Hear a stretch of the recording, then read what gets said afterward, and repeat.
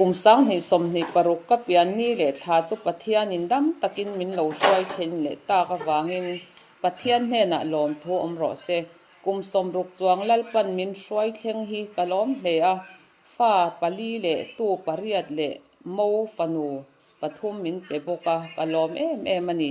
trum thum thi hlo om khopin na ma ila lal pan min chan chuak le zel thina wang hian kalom em boka min veng tu chu lal pa ni tla chamin ko om lawang amen